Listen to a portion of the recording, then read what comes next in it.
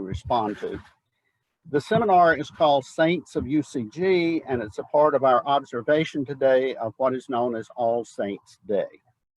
I grew up in the Baptist tradition in the South, and this particular celebration became known to me after I became a part of United Church of Gainesville. So I did a little bit of research. I may not be the only one who's not familiar with All Saints Day and its origins. According to the sources I found, the idea for this celebration goes back to the 4th century CE, when Greek Christians kept an annual festival in honor of all martyrs and saints. And then in 837, Pope Gregory IV officially declared the Feast of All Saints Day was to be celebrated by the whole church on November 1st. This day came to be a holy day of obligation, celebrated in honor of all the saints, known and unknown. And for me, this begs the question, what is a saint anyway?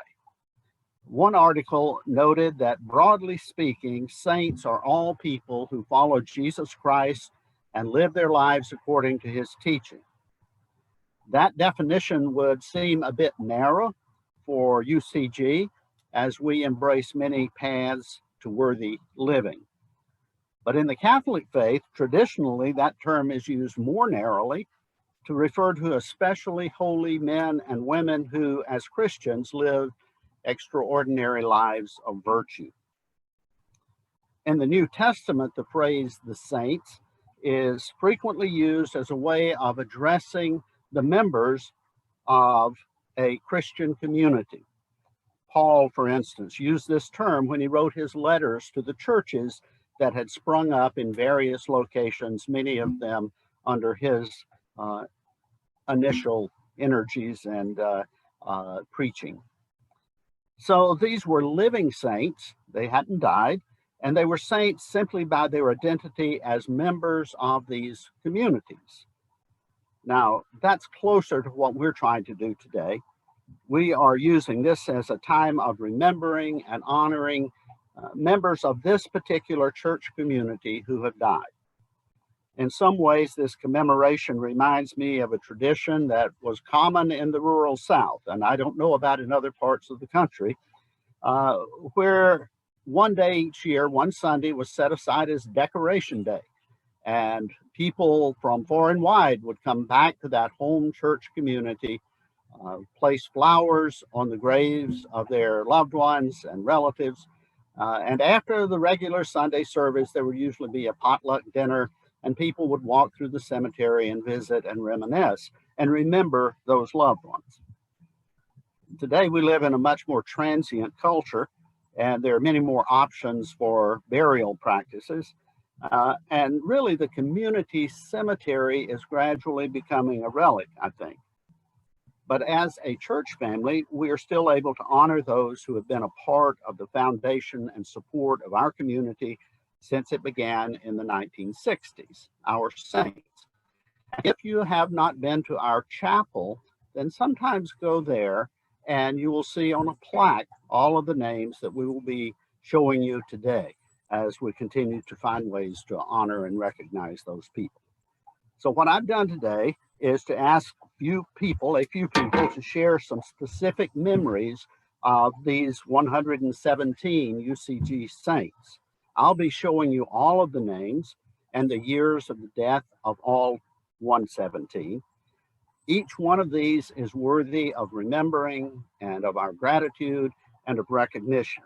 And so the names that will be discussed, the people, the personalities, are not the ones who are most worthy necessarily, not the ones who are the most saintly, but simply the ones that our speakers have chosen to focus on for a few moments. So it's not a way of denigrating anyone else, even though we won't take time to discuss all 117 people. And of course, there will come a time when there won't be people who really remember some of these. In fact, probably for all of us, there will be some names that we don't personally remember.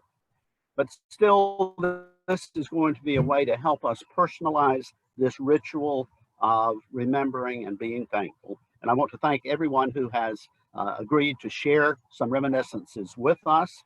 I'd like you to introduce yourself as your turn comes up. And the Bergs were to be our first ones. Are Sanford or Catherine, either one on the call? Yes, there they are. Okay, great. I'm going to share my screen. And thank you for doing this, Sanford and Catherine.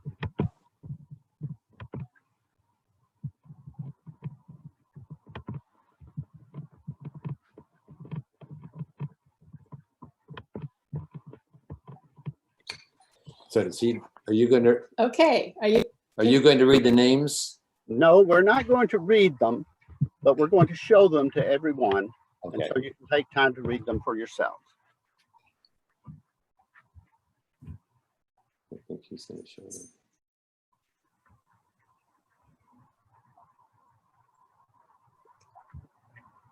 Are you going to do that now? Yes, Sanford and Catherine are. And again, anyone who would like to add their own memories and comments can do that in chat. Okay, well, we're going to take you back to the very early days of the church when the congregation maybe had 50 members, maybe 35, met on Sundays in an unair-conditioned room, which was just grim over in the old Presbyterian Student Center. We had to set up chairs and put down chairs and so forth and so on. So it was really a commitment to come to church in the summer. And one of the saints was Doris Schmidt, an elderly lady who played an organ that was in that room. It was a pretty horrible organ, but that was our music. It was, we were pre-guitar and pre-piano music at that point. And Doris was a faithful participant. And then Hulda Peterson, who was the mother of Len Peterson, was a Swedish grandma to everybody. She was a mother, she loved the church retreat, and even as an elderly lady, participated in every kind of crazy event we had. And at Christmas, she baked Swedish cookies that she shared with everybody. And you're going to talk about that? Yeah, I guess the Tuckermans are another set of names that may be are unfamiliar with most of us, but they were part of the early group that founded the church and stuck with it. And they were both very quiet individuals. They were seeking, I think, a liberal Christianity and supported the church. And I think their steadfastness is something that that I remember. It made it happen. Yeah. Yeah. And the next name I'm going to talk about is Marion Noyes, who was the mother of Ward Noyes, who was one of the founders of the church. And Marion was a sweetheart lady. She was on the search committee for Larry, as was I. And I was 30 something and she was my age or something from now. Yeah. And so she was the senior on the search committee, but she had the most flexibility and the most vision and the most willingness to imagine going with this provocative young minister. She was all about the future of the church. Just an amazing thing. Yeah. Pat Fabric, mother of Lou, was another early member and very engaged, very involved. She did a lot of things in the community, representing, she helped found one of the Millhopper Co-op, was just very gentle, but always willing to speak her mind and very participative. Shannon McCune is a name that just really resonates with me. Shannon was a geography professor here and very eminent chair of the department, but he never pulled rank. He had been a university president before he came here. He had been like an ambassador in an Asian nation before he came here. And never once heard him talk in a tone that was, that he was above anything. He was just a gentleman and was, they had us over to his house. He was very active in men's lunch. And I think that's one of the things that I enjoyed being a young man at the time, was being able to have an elder in the church who was a bit of a role model for me. This is the last one. Yeah, I don't know. Yeah, I want to add that Shannon, as a very much older man, would get down and sit cross-legged on the floor to do children's stories. And he had written He wrote a book about his memories of being a little boy growing up with missionary families in Korea. which he shared with the kids. He and Edith were just incredible saints. That's it. And I guess that's it.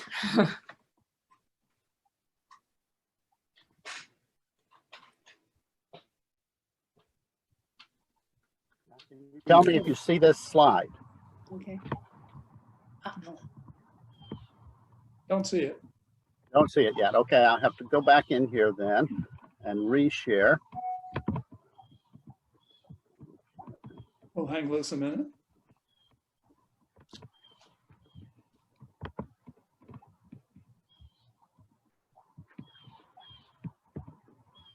Now do you see it? Nope. Well, Let's there just you ahead, go. Carol.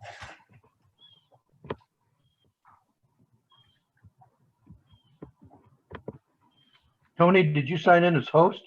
yes. You're supposed to have the ability to screen share if you're the host. Well, I just did a moment ago, so I'm not sure why I'm not being able to do it now. Yeah, you're down as host too. I'm going to try it one more time. Then if that doesn't work, I will read the names if I can't show them to you.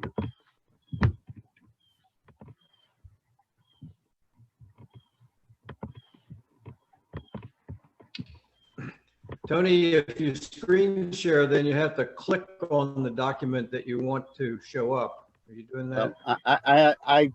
I appreciate that. I did that before, and this time I think you see it now. Is that right? No, We haven't seen the first one. You did not see the first one? No. Oh, okay. Well, let me read the names. These are members who passed away in the years 1996 to 2004. In 1996, there was Edith McCune and Helen Unser. In 1997, Carl Feiss and Strat Kerr. In 1998, Sandra Larson and Irene Zimmerman. In 1999, Mickey Esselstyn, Elizabeth Huey, Val Nickel, Florence Oberlin, Elizabeth Talmadge, Peg Taylor. In the year 2000, Bernice Aldrich, Helen Aller Oster, Ken Stokes. Doesn't make any difference. I'll listen to you. In 2001, Opal Hartley Creel, Evra Kerr, Clarence Butch Pravat, Susan Starr, William Stout, Casey Upshaw. In 2002, Galen Curry, Bob Rutter, Barbara Bice, Gussie Ellifrit, Jonna Cole, and Harold Wyatt. Tony, before we go on any further, can you just, or maybe the Bergs can remind us, when did the church actually start? Sanford can answer that better than me or Bill and Carol, but I think in 1965. Yes, 1965. Yeah. Okay, Bill and Carol. Good morning, I'm Carol Zegel. In such a limited time, I find it impossible to adequately acknowledge the 27 members who passed on during 1996 to 2004. All earned sainthood in my estimation because they were part of the challenging years when UCG was creating its identity. Every one of our saints had a role in this identity. There were no observers. Every member had their whole heart in the evolving spirit to offer an inclusive place for people to worship God, however known. I remember leadership roles that some played. Edith McCune, from a missionary family who lived in the Far East. She would wear Korean costumes to parties. She was instrumental in the music program in the early years. Irene Zimmerman, a librarian and intellectual who loved to engage in lively conversation. A single woman, she gave UCG its first endowed gift, allowing the church to upgrade its visual arts equipment and establish the UCG Endowment Fund. Bernice Ulrich, who was part of the quilters group that made beautiful quilts for gifts. A patchwork quilt made for the rhymers featured personal squares made by members. Hers was a lovely blue bonnet commemorating her Texas roots. Fellowship was vital to Bill Stout. He suggested the men's overnight include a fishing activity. His last trip was some of his ashes, fishing hat and flowers strewn in the sea. Mickey Esselstyn graduated from theology school later in life. She was a dynamic humanitarian who chose to be ordained at UCG. Dwayne Ellifrit's mother, Gussie, chose to affiliate with UCG even though she was unable to attend services. Generations of the Ellifrit family belong to UCG. I love what Charlie Brown said. Perhaps they are not stars in the sky, but rather openings where our loved ones shine down to let us know they're happy. I remember a few years ago when I prepared to undergo a bypass operation, I was afraid they were going to cut open my chest, stop my heart, and replace some of the arteries connected to my heart. I knew there was a small but real chance I would not wake up from that operation. It's at times like that when you remember the saints of this church and wonder what advice they might give. I thought there was a possibility that I might soon join their community, but what a great community. There are couples that gave us examples of how to live and how to weather death, like Shannon and Edith McCune, Bill and Brownie Stout. Others have special talents like Ken Stokes, UCG's first minister, and Galen Curry, who founded the Curry Test Prep School. There's also Harold Wyatt, who was wounded in the Black Forest during World War II. He's a nature and portrait photographer and has longtime interests in politics, social change, and technology. Wonder why he picked UCG. And as I recall, Strat Kerr who was an outstanding UF entomologist, had a role in crafting our compact. I'd like to hear more of his story. Then there were those who joined our community of saints too early. We lost Liz Huey in a traffic accident when she was 26 years old. She's a talented artist and singer. And I remember Elizabeth Talmadge as a child here. She joined our community of saints when she was 35. She's a bright spirit who was an attorney, had done postgraduate work in China, served in the Army. Lots of stories there. Helen Aller-Oster's spirit of excellence in teaching and concern for students, both in and out of the classroom, is still at work here. Of course, we have her example, but we also have the memorial fund she started to support teachers. Susan Starr was 53 when she joined our community of saints, but her spirit is still working here. She helped found the Alachua County chapter of Children and Adults with Attention Deficit Hyperactivity Disorder, connecting us with this national organization to assist those with deficit disorders.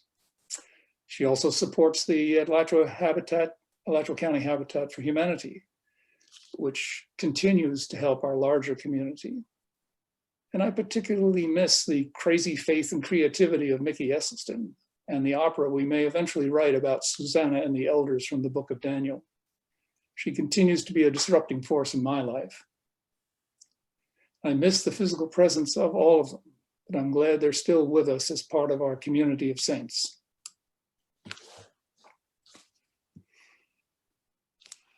Fini.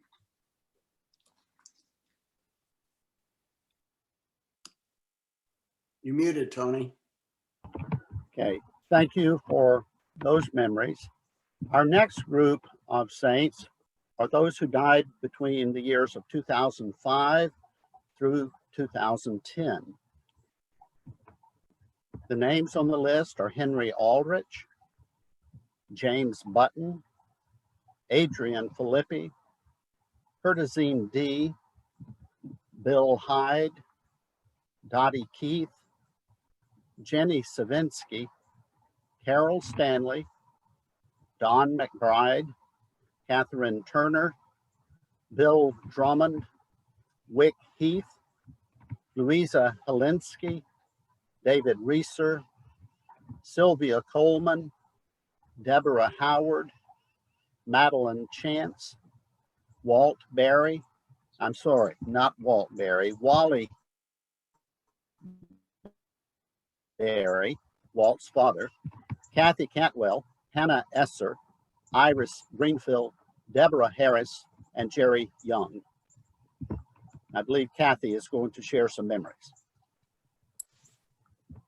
Yes, I'm Kathy Funke, and out of the list of saints, I chose two people to speak about. The first one, Henry Aldrich, who is, Henry was just such a delightful person. He was very important to the music program at UCG, and to me personally, he was a great friend. When I was thinking of getting married to Michael, which would be my third marriage, I talked to Henry about it.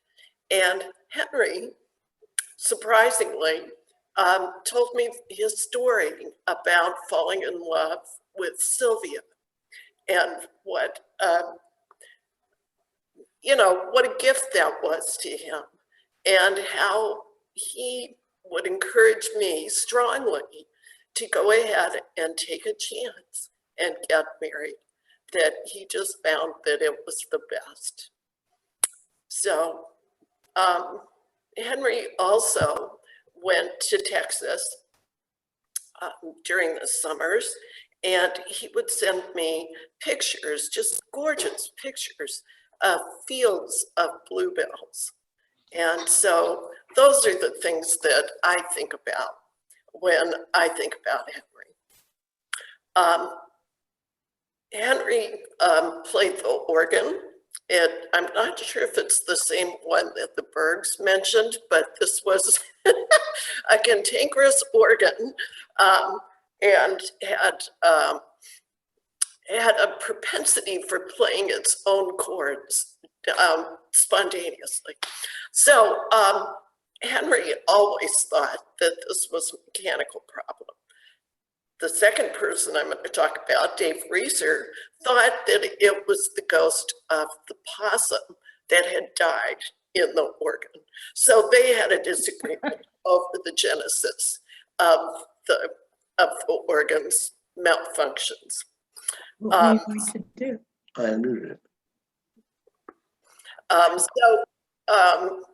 Dave, of course, was huge in the music program at UCG.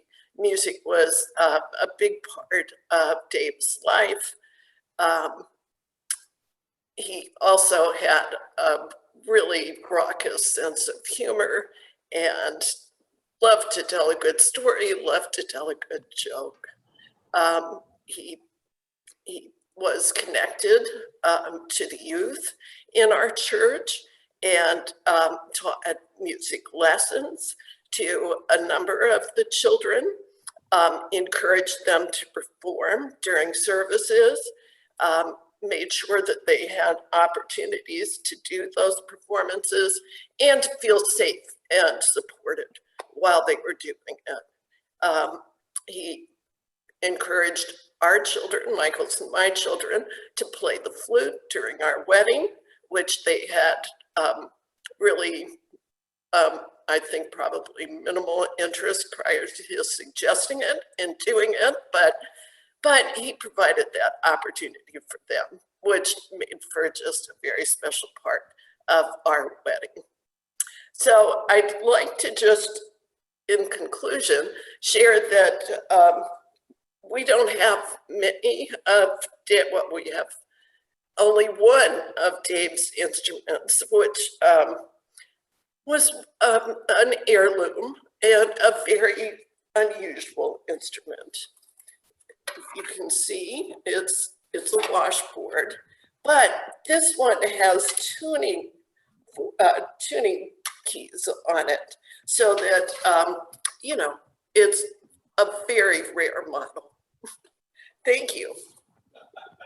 Thank you, Kathy. I was just typing a chat, but since I've got the floor for a minute, I'll just say that one Sunday, David announced that he was looking to buy an accordion, and if anyone knew where he could buy an accordion, please let him know. And I stood up and said, whatever he'll pay, I'll pay more not for him to buy it. But anyway, so I'd like to say something. Could I say something about Debbie Harris? Sure. Because Debbie Harris was such a gift to my family, particularly, and she was the best children's advocate ever. She was a psychologist. When my granddaughter Hadia was really not happy where she was in school, Debbie did all of the tests that were necessary for her to be able to get into the gifted program at Howard Bishop. And she would invite my kids over to play with Kate and her daughter. I don't know if any of you ever were there, but they had forts and saws and swords. And I mean, it was just a phenomenal respect for kids. She was an amazing person. And most of you will remember when she was diagnosed with that terrible, it's ALS that starts in your throat. The church really rallied around her, and I haven't seen that happen. Well, we fortunately haven't had anything like that. I was one of the early things, and I remember particularly that we decided to make a mala for her, that everybody who wanted to could bring a small bead that and then we took it to Beads All About It, and they helped us string it. And the thing was like, it was like 6 feet long. It was ginormous.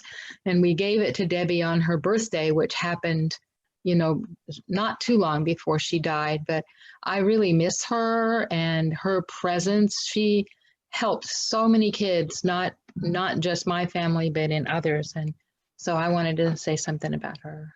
And I echo that because she tested both of my kids, Sarah to get into the gifted program and Ben to get an IEP so that he had the accommodations he needed to be successful. And she actually came to Westwood with us and was his advocate. And it was due to her that he really got the support he needed. I am going to move along. I think maybe what we need to do is to have a reminiscence potluck, where we can talk about these without the constraints of time. But thank you both for sharing that. The next group that we're going to consider are people who died from 2011 through 2016. And as you can tell, as the church grows, then the number of people who pass away each year tends to increase as well. In 2011, there was Bill Lassiter, David Case, Bill Shreve, Linda Stevens. 2012, Warren Young, Janice DeLong, George Casella, Harvey Gehring. In 2013, Francis Pierce, Marjorie Flatley, Eloise Turner. In 2014, Sayers Green, Reuben Cohen, Virgie Collins. In 2015, Carmen DiGenito, Ruth Henderson, Rob Hopkins, Alan Kalishman, Dorothy Kotwika, Robert Lamison, Mary Elizabeth McBride, Jane Hires, and Don Reed. And Helen Warren is going to share some memories from this period of time. Yes, thank you all for being present today. And as Bill and Carol and Catherine and Sanford had mentioned, that all the saints that had come before who brought this community together, I'm just so grateful. I didn't join until about 2004. And to look up to the elders of this community and to see the variety of backgrounds and interests and ways of worshiping God or the planet just really allowed me to feel comfortable that this was the right place for me. So the first person I want to give thanks to personally that's on the list, and again, as others have mentioned, it was hard to pick out just a few, but as a young college student here in 1975 through 81, the Goering Bookstore was a place for me to visit. It was close to where I lived and on the way to campus, and I could get for 75 cents a cup of coffee, a glass of orange juice, and a bagel. And then usually there was a visit with in the morning there. And when I came back in 2001, it was nice to still see that there was a bookstore in operation there. So even though I didn't know Harvey Goering, I knew his bookstore well. And what I saw and looking up information of him, again, that he was a saint of my early college education days, but he was a supporter of books in several places. He opened the bookstore here, and then when he retired, he went down to Sarasota for a bit and opened up another bookstore. And then he returned back here like a good boomerang. He returned here and joined the UCG again. And I'm sorry that I didn't get to know him during the years that he was still present. Next person, and another great saint known across the globe for the work that he did in statistics. And his presence, I hadn't known Anne and George at that time that I first started, and prior to his passing, I didn't know what a great birder Anne is. But the things that I've learned about George, of course, the way that he participated in the raising of his children. And it seemed that everything that I saw with UCG going on, he was in the center of that.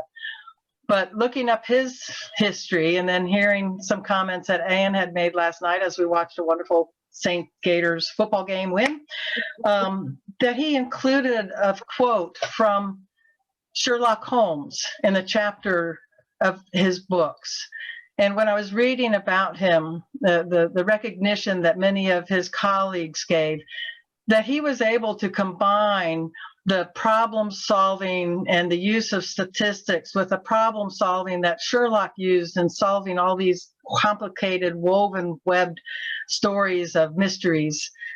It just showed the depth of his background. And I'm just sorry I didn't get to know him more. Sayers Green, I did get to know her through the women's overnight weekends, and to see her singing in the choir and to hear her voice. Anybody who can sing like that is just, you know, I admire deeply.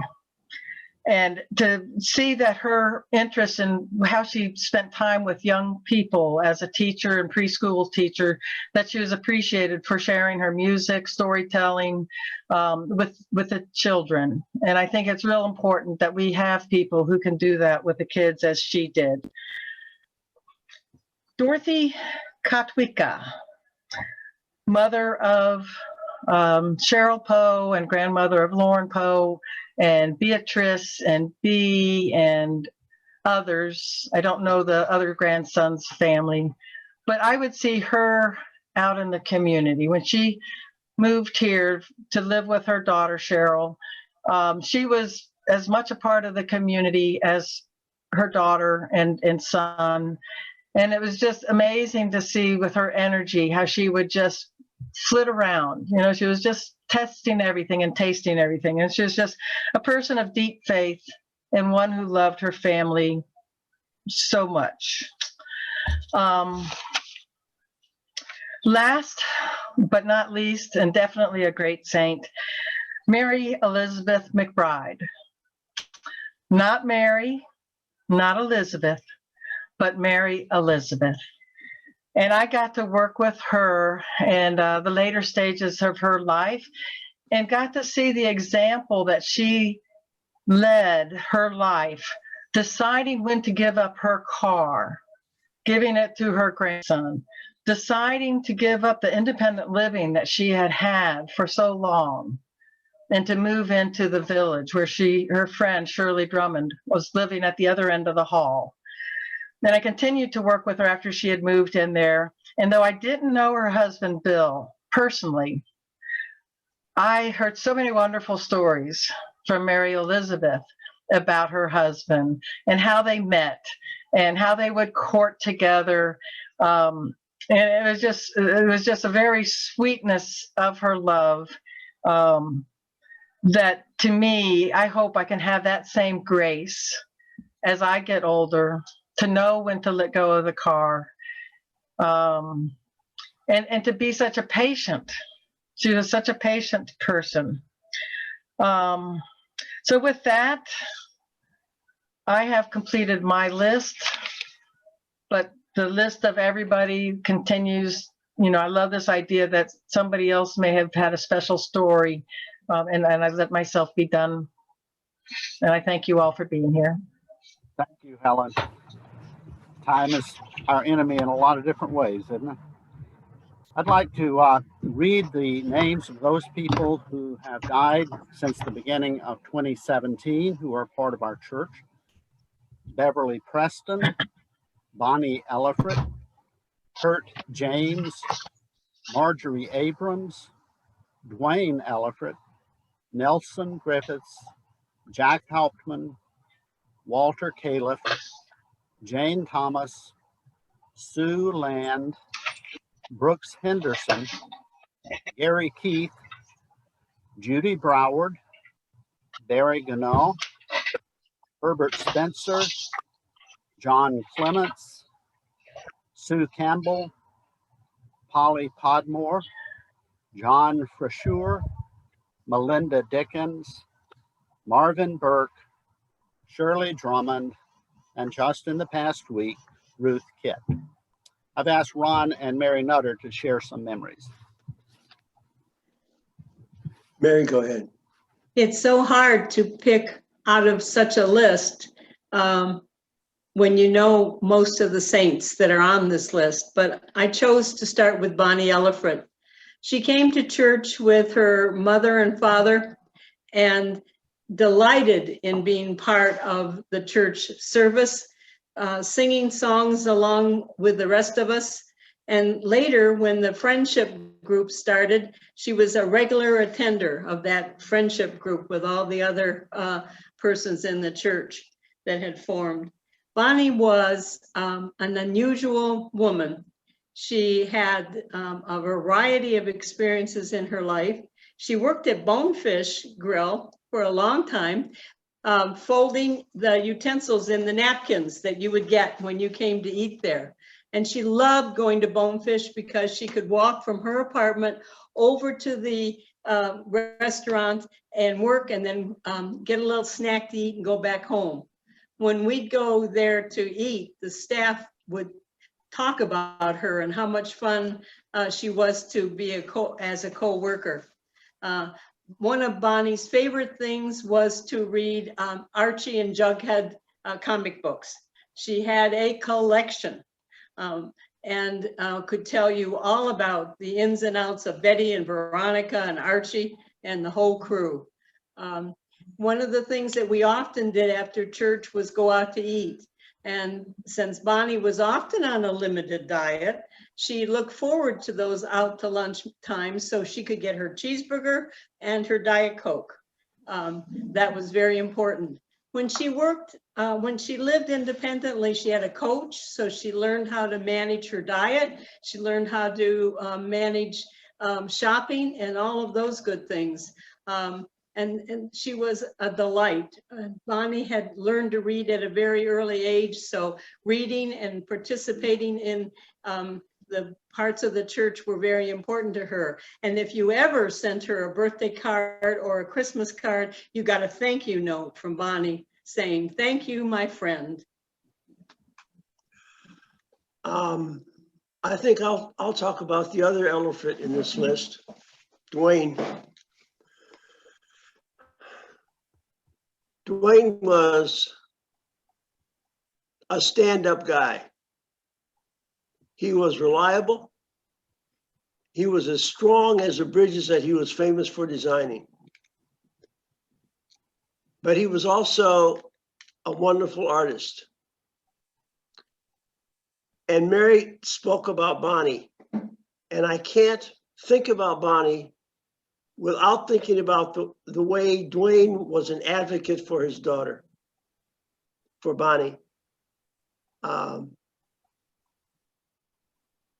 He admired her, loved her, of course, but really stuck up for her.